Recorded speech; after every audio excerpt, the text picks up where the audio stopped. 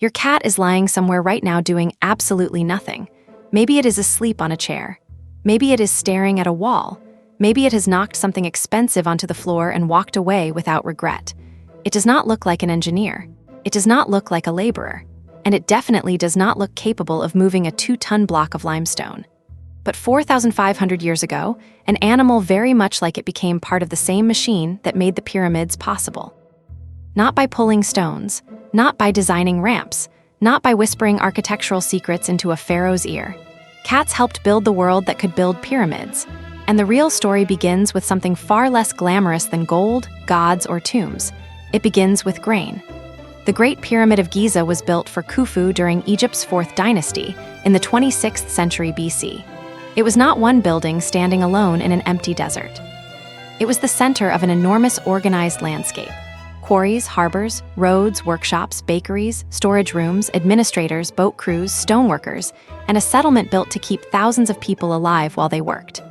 Archaeologists at Giza have uncovered workers' housing, large galleries, administrative buildings, and massive facilities connected to the production and distribution of food.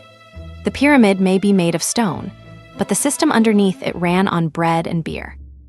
Think about what that means. Before one block could be cut, someone had to grow food for the person cutting it. Before a boat could carry limestone down the Nile, someone had to feed the crew.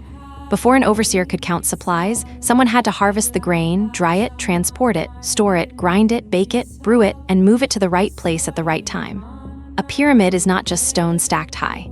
It is millions of meals converted into architecture. And grain has a problem. The moment you store it, something else wants it. Mice can smell a food store long before a human notices the first hole in a sack. Rats squeeze through gaps, nest behind walls, contaminate supplies, and reproduce at a speed that turns a small problem into a disaster. One breeding pair does not stay one pair for long. In a village living harvest to harvest, rodents are annoying. In a state trying to feed a concentrated workforce, they are a threat to the entire project. A granary is a battery. It holds last season's sunlight in the form of calories. Rodents chew through that battery one mouthful at a time. Then the cats arrive. The ancestors of domestic cats were not invited into human settlements the way wolves may have been drawn into a long process of cooperation with people. Wildcats followed prey. Early farming communities created fields. Fields created harvests. Harvests created storage. Storage created mice. And mice created the most reliable hunting ground a small predator could ask for. Humans did not need to teach the cats what to do. The cats already knew. Sit quietly. Wait. Strike. Eat. Repeat. This is one of the strangest partnerships in human history because almost nobody planned it. The bolder wildcats that tolerated people could hunt closer to the grain. The people who tolerated those cats lost fewer supplies. Neither side needed affection. Neither side needed obedience. They only needed the same mouse to disappear. Over generations, an animal that had once avoided human camps began living at the edges of them, then inside them. The exact route and timing of cat domestication are still debated, but archaeological and genetic research has long connected the process to farming communities in the Near East and later Egypt. The earliest clear Egyptian art showing domestic cats appears roughly 4,000 years ago. And that date creates a problem for the title of this story. The Great Pyramid is older. Khufu's pyramid was already standing centuries before the clearest Egyptian images of household cats appear. So, did cats actually guard the grain that fed the builders at Giza? We cannot honestly say that they did. Small wild felines almost certainly lived around the Nile, and human settlements would have attracted them, but the evidence does not give us a neat picture of a striped cat patrolling Khufu's bakery while workers carried loaves past it. That image is possible. It is not proven. So, cats did not literally build the pyramids. The timeline refuses to cooperate. But that is where the story becomes more interesting, because cats and pyramids were both produced by the same invention: surplus. For most of human existence, food moved. Herds migrated. Fruit ripened and vanished. A carcass had to be eaten before it spoiled. You could own tools, hides, ornaments, maybe a shelter, but calories were difficult to hold. Agriculture changed that. Grain could be harvested, dried, counted, stacked, taxed, guarded, and saved. For the first time, a ruler could collect food from thousands of people and concentrate it in one place. That stored food could support people who were not growing food themselves, Scribes, priests, soldiers, sailors, craftsmen, quarrymen, and builders. This is the hidden technology inside every ancient monument. Not the ramp, not the lever, the surplice. Stone does not move because a king commands it. Stone moves because workers ate that morning. At Giza, the workers' settlement reveals the scale of that truth. Excavators found evidence of bread molds, beer jars, animal bones, grain processing, bakeries, and storage. The state was not simply ordering bodies into the desert. It was maintaining a supply network. Royal silos held grain. Grain became rations. Rations became human energy. Human energy became cut limestone, dragged sledges, loaded boats, leveled foundations, polished casing stones, and walls rising against the sky. One of the most extraordinary documents from Khufu's reign is the diary of an official named Murer. Written on papyrus more than 4,500 years ago, it records the daily work of a crew transporting limestone from the quarries at Tura toward Khufu's pyramid complex. The entries are not mystical. They are logistical. Travel here, load there, spend the night at this place, deliver supplies, move stone by water. It reads less like the secret of an impossible civilization and more like the paperwork of a very organized one. That is the part people often miss. The Great Pyramid looks supernatural because the organization that produced it is invisible. You see the blocks. You do not see the harvest schedules. You see the height. You do not see the ration lists. You see a monument that survived 4,500 years. You do not see the thousands of ordinary decisions that had to go right every day for decades. And somewhere inside that new world of stored food, cats found their opening. A cat is almost perfectly designed for a granary. It hunts mostly at dawn, dusk, and night, exactly when rodents become active. It can enter narrow spaces. It can hear frequencies humans cannot. It can sit motionless for long periods, then accelerate in an instant. It does not need a handler. It does not need a ration of grain. It eats the thing eating your grain. It works while everyone sleeps, asks for no wage, and turns the enemy's body into its own fuel. In economic terms, the cat is a self-powered pest control system that reproduces itself.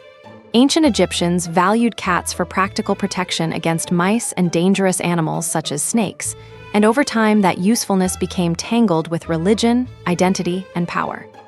Cats moved from the edge of the settlement into the center of Egyptian life. They appeared in art. They lived in homes. They accompanied people on hunts. They became associated with divine protection.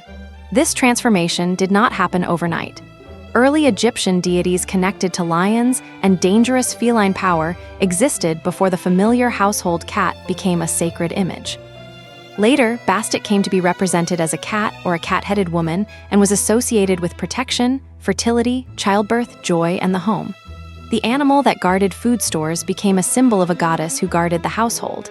That is not a coincidence. Humans often turn useful things into meaningful things. Fire becomes sacred. Rivers become gods. Grain becomes an offering. And the silent predator in the corner becomes protection with eyes. Eventually, Egyptian devotion to cats became enormous. Cats were bred, offered to deities, mummified, and placed in elaborate containers. Archaeologists have found vast numbers of cat mummies from later periods. By then, the relationship had moved far beyond pest control. The cat was no longer simply tolerated because it killed mice. It had entered the religious economy itself. People traveled, paid for offerings, supported temples, and participated in rituals centered on an animal whose original value may have begun beside a pile of grain. But there is a darker irony here. The cat became sacred because civilization had created the conditions that made it useful. No farms, no granaries. No granaries, no rodent explosion. No rodents, no reason for wildcats to move closer. The cat did not join human history because humans were lonely and wanted something soft to pet. It joined because agriculture accidentally built it a hunting ground, and agriculture did something similar to us. Once humans began storing food, we changed our own behavior around it. We built walls, we counted harvests, we marked ownership. We created officials to measure what came in and what went out. We developed taxes, schedules, punishments, records, and hierarchies. Grain needed protection from mice, but it also needed protection from other humans. The granary produced the cat at one door and the bureaucracy at the other. That bureaucracy is what built the pyramid. Not one brilliant architect working alone, not a pharaoh lifting stone through divine will, not aliens, a network, farmers hundreds of miles away, sailors moving supplies with the Nile, bakers waking before sunrise, brewers filling jars, scribes making marks, officials checking deliveries, craftsmen repairing tools, crews hauling stone, families producing the food that allowed all of them to keep going. The pyramid is the visible tip of an invisible social animal. This is why the question, how did they build it, can be misleading. We usually want a mechanical answer. Ramps, sledges, levers, boats, and those things matter.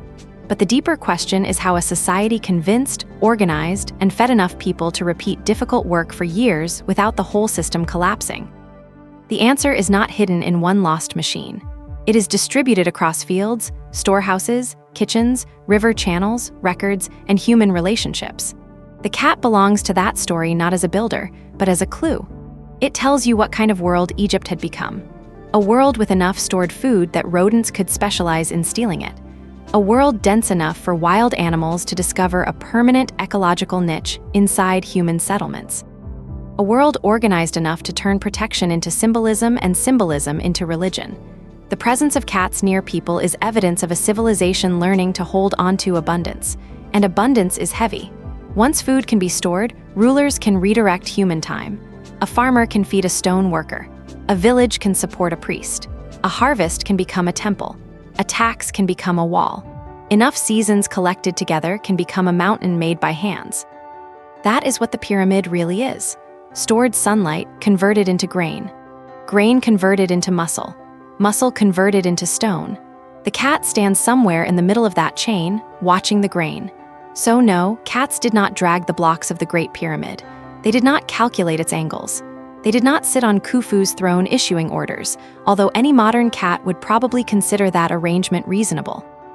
And the strongest evidence for domestic cats in Egypt may come after the Great Pyramid was already complete. But cats helped make grain-based civilization more stable. They protected homes and stores from the animals that thrive wherever humans concentrate food. They became companions, symbols, gods, offerings, and eventually one of Egypt's most recognizable cultural legacies. Their rise follows the rise of the same stored surplus that made monumental building possible. Your cat still carries that ancient bargain inside it. It sleeps in your home, ignores your commands, and offers affection only on terms it seems to have written itself. It was never domesticated into obedience the way a dog was. It entered our world as a contractor. We supplied shelter and prey. It supplied death to the things in the walls. And somewhere along the Nile, thousands of years ago, humans looked at a small predator sitting beside their food and understood that it belonged there. The pyramid rose because Egypt learned how to store time. Grain held the labor of one season for use in another. Records held instructions. Boats held stone. Institutions held thousands of people inside one shared purpose. Cats did not create that system, but they slipped into it at exactly the point where civilization was most vulnerable, the place where tomorrow's food was waiting in the dark. That is how cats built the pyramids, not with their paws, by guarding the calories that built a kingdom.